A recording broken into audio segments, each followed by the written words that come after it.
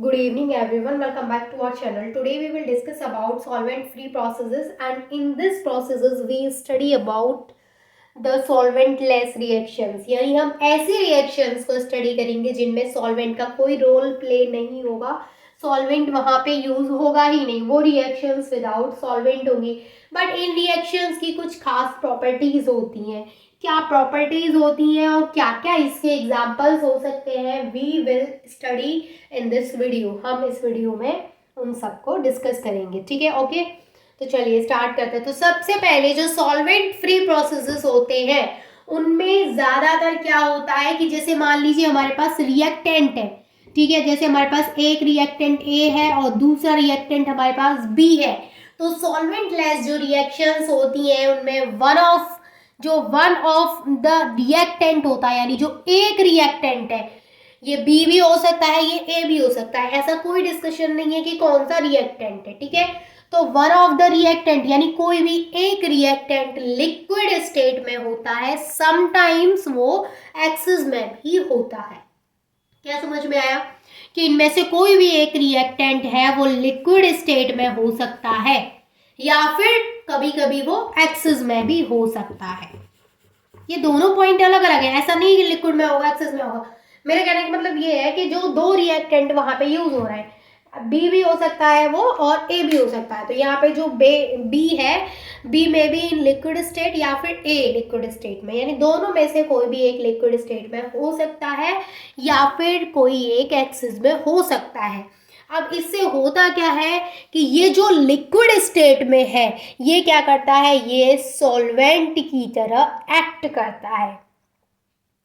ठीक है, तो यहाँ पे ये जो है हमारा, ये बहुत इंपॉर्टेंट पॉइंट है सॉल्वेंट फ्री प्रोसेसेस का, क्योंकि ये इंपॉर्टेंट पॉइंट्स क्या होते हैं, इन पर ही क्वेश्चंस बनते हैं मोस्टली. अगर एमसीक्यूज हो या फिर अगर आप सॉल्वेंट फ्री रिएक्शंस लिख रहे हैं तो आपको उनकी कुछ खास प्रॉपर्टीज पहले समझानी होंगी, फिर आप उनके एग्जाम्पल्स बताएंगे. ठीक है ना.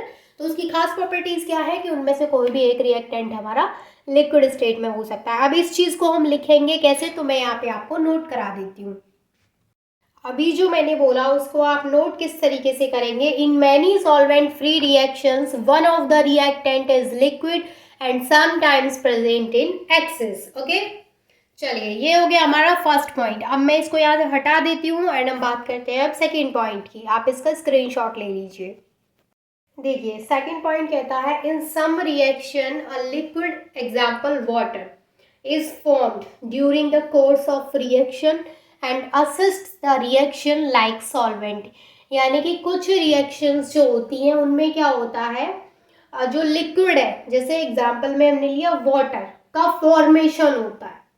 तो यहाँ पे क्या कहना चाह रहा है ये कि यहाँ पे जो सॉल्वेंट है वो कुछ इस तरीके से यूज किया जाता है, जैसे कि एक वहाँ पे रिएक्टेंट है, वो एक्सेस में ले लिया है या फिर वो लिक्विड फॉर्म में है, या फिर कि यहाँ पे जो कुछ रिएक्शंस हैं उनमें क्या होता है कि वहाँ पे लिक्विड का फॉर्मेशन होता है, एग्जाम्पल वाटर का फॉर्मेशन होता है during the course of reaction.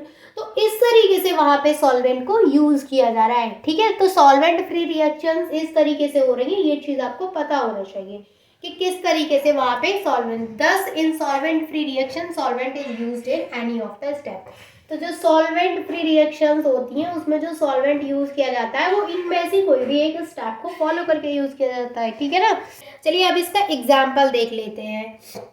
तो ये जो रिएक्शंस होती हैं हमारी सॉल्वेंट फ्री ऑर्गेनिक सिंथेसिस जो होती है वो टू टाइप्स की होती है.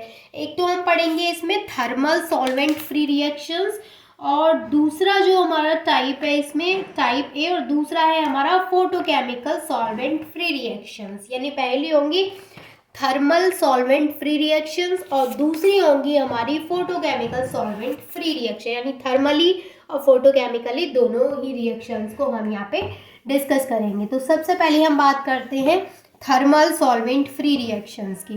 तो थर्मल सॉल्वेंट फ्री रिएक्शंस जो होती हैं उनमें क्या होता है, देखिए उनमें हम पढ़ेंगे ऑक्सीडेशन एंड रिडक्शन. तो ये है हमारा सबसे पहले आपको डालना है सॉल्वेंट फ्री ऑर्गेनिक सिंथेसिस. तो यहाँ पे जो हम थर्मल सॉल्वेंट फ्री रिएक्शंस हैं उनकी बात करेंगे. अब थर्मल सॉल्वेंट फ्री रिएक्शंस जो है उनमें जो हमारा फर्स्ट एग्जांपल है उसमें हम लेंगे ऑक्सीडेशन, यानी हम देखेंगे यहाँ पे ऑक्सीडेशन।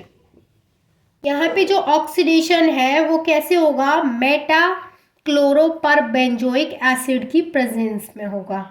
तो यहाँ पे ऑक्सीडेशन रिएक्शंस आती हैं और यहाँ पे रिडक्शन आता है। यहाँ पे जैसे हमने ले लिया, ये एक एग्जाम्पल हमारे पास है, ठीक है, एक यहाँ पे दो हमारे पास बेंजीन रिंग है और इस तरीके से ये ऑक्सीजन से इस तरीके से यहाँ पे बीच में इनके इस तरीके से डबल बॉन्ड के थ्रू ऑक्सीजन है, ठीक है। अब ये हमारा रिएक्ट करता है मेटा क्लोरोपरबेंजोइक एसिड के साथ में, MCPBA के साथ में, सॉलिड स्टेट और इन CHCl3, ठीक है। तो यहाँ पे क्या होता है कि जब ये इसके साथ में रिएक्ट करता है तो हमें जो प्रोडक्ट मिलता है वो क्या मिलता है कि यहाँ पर ये जो यहाँ पे इस तरीके का बॉन्ड है, यहाँ पे क्या हो जाएगा, यहाँ पे एक ऑक्सीजन बीच में और इंसर्ट हो जाएगा, तो हमें जो प्रोडक्ट मिलेगा वो ये मिलेगा। यहाँ पे डबल बॉन्ड, यहाँ पे एक ऑक्सीजन आ जाएगा इस तरीके से और यहाँ पे सेम ये बेंजीनिंग एज इट इज। यहाँ पर जो हमें यील्ड मिलेगा, यील्ड जो हमें यहाँ पे मिलेगा वो आफ्टर 24 आवर्स, 24 घंटे के बाद मिलेगा, 24 आवर्स, ठीक है। तो ये है हमारी फर्स्ट रिएक्शन जो कि है सॉल्वेंट फ्री रिएक्शन और ये क्या है, थर्मल सॉल्वेंट फ्री रिएक्शन है, ठीक है। सेकेंड हम इसमें एग्जाम्पल लेते हैं रिडक्शन का। तो हम यहाँ पे सेम एग्जाम्पल लेंगे यही, लेकिन इसका हम रिडक्शन कराएंगे। तो रिडक्शन कराएंगे तो क्या होगा, हमें यहाँ पे रिएजेंट चेंज करना पड़ेगा और प्रोडक्ट भी यहाँ पर चेंज हो जाएगा।